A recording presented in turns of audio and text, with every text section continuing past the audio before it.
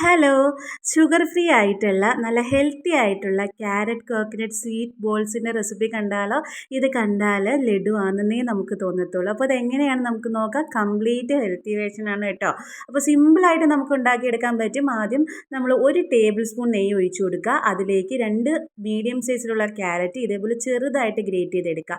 അതൊരു 3-4 മിനിറ്റ് ഇതേപോലെ മീഡിയം ഫ്ലെയിമിലിട്ട് നല്ലതുപോലെ അതിൻ്റെ പച്ച ചുവയൊക്കെ മാറുന്നത് വരെ ഒന്ന് വഴറ്റിയെടുക്കണം. അതിനുശേഷം 2 ടേബിൾ സ്പൂൺ തേങ്ങ ചിരകിയതും കൂടി ഇട്ട് കൊടുത്ത് അതും കൂടി ഇട്ട് കൊടുത്ത് ഒരു മിനിറ്റ് നേരം ഒന്ന് വഴറ്റിയെടുത്താൽ മതി. ഈ സമയത്ത് നമ്മൾ ഫ്ലെയിം ഒന്ന് ഓഫ് ചെയ്തിട്ട് നിങ്ങളുടെ കയ്യിൽ വെളുത്ത എള്ള് ഉണ്ടെങ്കിൽ അത് ഇട്ട് കൊടുക്കുക. ഞാൻ 1 ടേബിൾ സ്പൂൺ വെളുത്ത എള്ള് ഇട്ട് കൊടുത്തിട്ടുണ്ട്.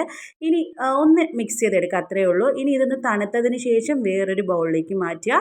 ബൗളിലേക്ക് മാറ്റിയതിന് ശേഷം അതിലേക്ക് ഞാൻ ആ പൊടി എന്താണെന്ന് അറിയാമോ? പീനട്ടാണ്. പീനട്ടോ കാഷ്നട്ടോ, നമ്മൾ കശുവണ്ടിയോ അതല്ലെങ്കിൽ കപ്പലണ്ടിയോ അതല്ലെങ്കിൽ ആൽമണ്ട്സോ ഏതായാലും 1/2 കപ്പ് ഒന്ന് പൊടിച്ചെടുക്കുക. പിന്നീട് ഇട്ട് കൊടുക്കുന്നത് ഈന്തപ്പഴമാണ്. അതൊരു 6 ഈന്തപ്പഴം മിക്സിയിലിട്ടൊന്ന് ഇതേപോലെ ക്രഷ് ചെയ്തെടുക്കുന്നുണ്ട്.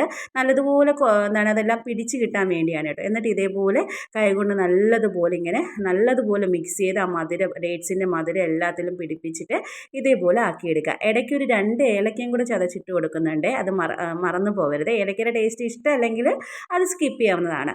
അതിനുശേഷം ഇതേപോലെ ബോൾസ് ആക്കി ഉരുട്ടിയെടുത്താൽ നമ്മുടെ ഷുഗർ ഫ്രീ ആയിട്ടുള്ള നല്ല ഹെൽത്തി ആയിട്ടുള്ള ക്യാരറ്റ് കോക്കനട്ട് സ്വീറ്റ് റോൾ ഇവിടെ റെഡിയാണ്.